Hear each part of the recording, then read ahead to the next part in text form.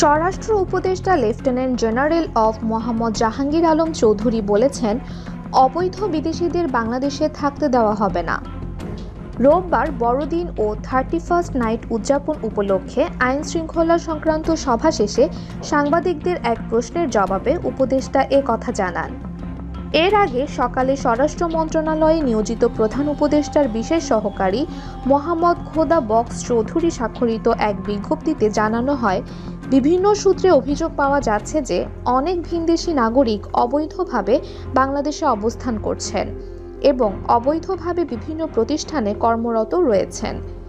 যেসব বিদেশি নাগরিক অবৈধভাবে বাংলাদেশে অবস্থান করছেন বা কর্মরত আছেন, তাদের অবিলম্বে বাংলাদেশে অবস্থানের বা কর্মরত থাকার প্রয়োজনীয় কাগজপত্র সহ বৈধতা অর্জনের জন্য অনুরোধ করা হলো।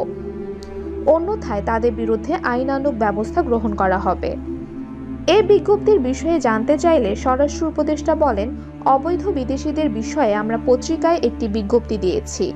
কোনো বিদেশিকে অবৈধভাবে বাংলাদেশে থাকতে দেওয়া হবে না।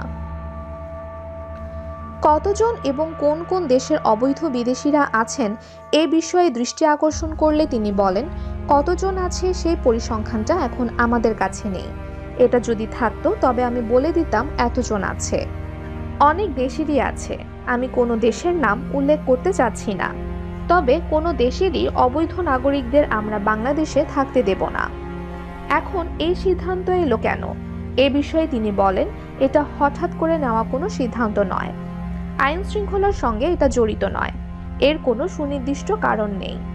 কত সময়ের মধ্যে অবৈধ বিদেশিদের ফেরত পাঠানো হবে এ বিষয়ে জাহাঙ্গীর আলম চৌধুরী বলেন, আমরা লিস্টটা আগে পাই, সেটি পাওয়ার পর কতদিনের মধ্যে আমরা করব তখন বলতে পারবো। একজন উপদেষ্টা তার ফেসবুকে লিখেছিলেন, 26 লাখ অবৈধ ভারতীয় বাংলাদেশের চাকরি করছেন। সেটার পরিপ্রেক্ষিতে এই সিদ্ধান্ত কিনা জানতে চাইলে উপদেষ্টা বলেন, কোন উপদেষ্টা ফেসবুকে এটা দিয়েছে আমি জানি না, তাই আমি কোনো কমেন্ট করব না।